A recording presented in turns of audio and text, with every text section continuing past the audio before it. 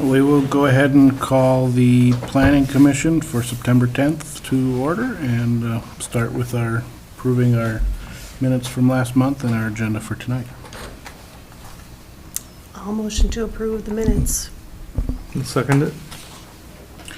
Minutes and agenda. And, all in favor? Aye. Opposed? None? We'll get right to new business. Superior Heights LLC, 2025-5 CUP. Eva. Thank you, Mr. Chair. This is a request for a conditional use permit for a third dwelling at 6558 West Highway 61, zone single-family residential. The applicant's property includes 1.1 deeded acres. We've got 202 feet of Lake Superior shoreline. The parcel's entirely within the single-family residential zone district. The Cook County zoning ordinance does not specifically address third dwellings, so a request such as this is considered under the catch-all provision, section 10.03D of the Cook County zoning ordinance, and this property is within the North Shore Management Zone of Lake Superior. For a general property description, the conditional use permit is requesting to have a third dwelling unit on the property at 6558 Highway 61. The dwelling is proposed to be a 240 square foot, one bedroom unit, approximately 15 feet tall, to be used as for the caretaker or property owner. Mr. Schauer is requesting this to be a fully functional dwelling, meaning it has sanitary and kitchen facilities, which differentiates it from a residential bunkhouse, which is a permitted use. For zoning considerations, this property is located in the shoreland area of Lake Superior in the single-family residential R1 zone district. The principal purpose of the R1 zone district is to provide for residential uses at a higher density, generally adjacent to or near developed areas, major roadways, or other sources of services. Multiple residential dwellings, mobile home parks, and limited commercial uses are also allowed on a conditional use basis in this zone district. The condition allowing the principal dwelling and one guest cabin allowance is outlined in the packet, which also stipulates that one residential bunkhouse may also be permitted on a residential lot. So this request is essentially to allow a second guest cabin to be added instead of the permitted residential bunkhouse. As a reminder, a conditional use is an activity that's defined as that which would not be appropriate if allowed outright in any number, but which, if controlled as to the number, location, and activity, could be consistent with the comprehensive plan and not be injurious to the public health, safety, or general welfare. The review of each proposed use must determine that it will or will not be compatible with the standard of the article, and is found to be, must attach conditions to ensure this continued compatibility. So as such, I did include the R1 zone district requirements in your packet. And I also included the provisions for how we review conditional use permits on page 7 of the packet. For background, Mr. Schauer has entered into an agreement with the current property owner, Ernest Lamp, with the recorded trustees deed dated June 25th, 2025. A land use permit was issued August 11th for a primary dwelling, guest cabin, and a bunkhouse, with a layout designed similar to the conditional use permit application. Staff notes from the land use permit state that the permit is approved for 3 structures. Cabin A and B may be pressurized water to them, but the bunkhouse cannot unless a CUP is approved. No portion of the building may be closer to 40 feet to the top of the bluff/vegetation line. A drilled well and septic system is proposed to support the development. Access to cabins A and B are proposed to be from a skywalk with parking near the shared driveway. I kind of broke out the table of the permitted structures on page 8 of your packet. Cabin A is proposed to be 18 by 31 length width with a height of 34 feet and 162 square feet of decks. Cabin B, or what we would call the second dwelling or guest house, a lot of different terms for that. That would be about a 20 by 35 foot, 34 foot tall structure with 310 square feet of decks. And then the third structure for the conditional use permit, it's currently permitted as a bunkhouse, but proposed to be changed to have pressurized plumbing. That structure is 10 by 24 with a 15-foot height and no decks or porch. You'll see that the zone map there is a mix of single-family residential with RCR zoning. The bunkhouse is partially constructed as permitted, going up on the property there. For any of you that might have done a site visit, that's what it's looking like right now. And for site conditions and considerations, A new permit for the septic system was approved to support the development permitted with a land use permit. Impervious surface coverage, the application includes details indicating that the property will meet impervious surface coverage requirements. Wetlands are not an issue driving the need for the variance, or it's for the conditional use permit, sorry. For slope, there is a bluff on the lot. The proposed development indicates bluff setback requirements will be met. For noise, changing the use of the bunkhouse to a more fully functional dwelling should have minimal impact on noise. For lighting, changing the use of the bunkhouse to a more fully functional dwelling should have minimal impact on lighting. Safe access exists from Highway 61 from a shared driveway, and parking is indicated in 2 areas to support the proposed development.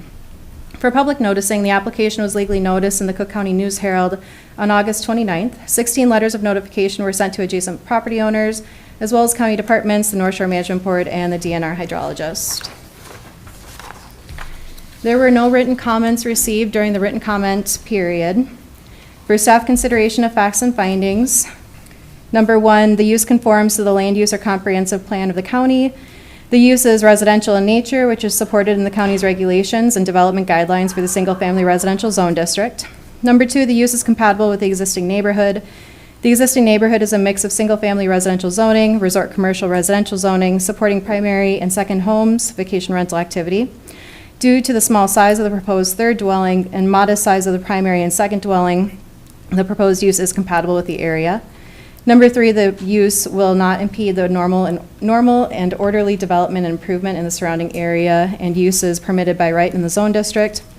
The use is aligned, only proposed to be for a 2-year period. Nope, that's not the right finding. Sorry, that's from a previous one. This is not for a 2-year period. It's a conditional use permit. So we'll probably need to correct that proposed staff finding. So determining whether or not this use will not impede the normal and orderly development. And number 4, the location and character of the proposed use is considered to be consistent with the normal desired pattern of development for the area. A notable characteristic of this proposal is the modest size of the third dwelling, being less than the 250 square feet and 15 feet in height. For staff recommendations for considerations, due to the small size of the proposed third dwelling, the proposed use appears non-problematic with the surrounding land use patterns and zoning. The Planning Commission should consider the potential findings listed above and please modify and amend as you determine appropriate after the public hearing for recommendation to the Cook County Board of Commissioners. Proposed conditions to be considered. Number 1, all local, state, and federal regulations must be adhered to. The property shall be in compliance with Minnesota Rule 7080 and the Cook County Septic Ordinance. Number B, lot coverage by impervious surfaces shall not exceed 30% unless a surface water runoff plan by a registered professional engineer is submitted and approved by the zoning administrator. And number 2, the third dwelling shall be limited to the size of the land use permit issued for structure number 3, which shall not exceed 250 square feet and 15 feet in height. Thank you, Neva. As the applicant here, would you like to add anything? If so, come forward to the microphone and state your name and address for the record.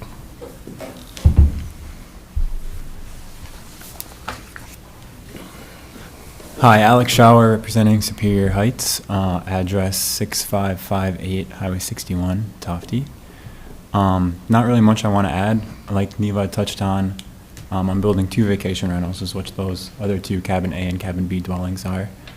I would like this third dwelling to be able to use for a caretaker and also use for myself through the building process. So that's pretty much it. Thank you. Anyone from the public wish to speak on this application? Hearing none, we'll close it to the public and discuss it as a board. Brad. So it is zoned residential, and then resort, Single-family residential. single-family residential, and then having 2 rental properties on it doesn't cause us any conflict. Correct. Currently, every residential parcel is allowed up to 2 vacation rental licenses in Cook County. Okay. That's all I had a question on. I don't Yeah, have anything. Sheila, go ahead. No, I'm good. I don't have anything. yeah, non-problematic. I think how modest that third structure is makes it pretty easy to go through. I'd agree with Paul, and plus the ordinance already anticipated up to 5 dwellings as a conditional use, so we're adding essentially 1, so, yeah.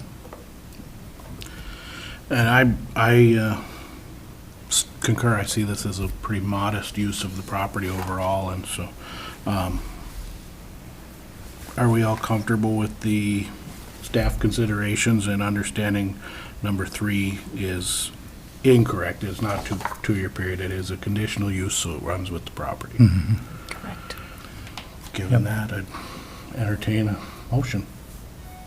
Mr. Chair, I'll move to approve with the conditions. Second? Any more discussion? All in favor? Signify Aye. by. Aye. Opposed? Hearing none. We'll recommend that to the county board. And I would look for a motion to adjourn the planning commission. Move to adjourn? Oh, May I speak? yes, briefly. State your name and address for the record. Paul Reneisen, Reneisen, 9380 West Highway 61, Schroeder. We received a notice that this is the hearing date, public hearing date for the tower, the cell phone tower amended hearing date. Did I miss something? We never received another notice. Sure, yeah. Or there's nothing on the agenda said it was rescheduled. So Yeah, can yeah. I get clarification, please? Neva, will you speak to that? Yep, I can please? speak to that.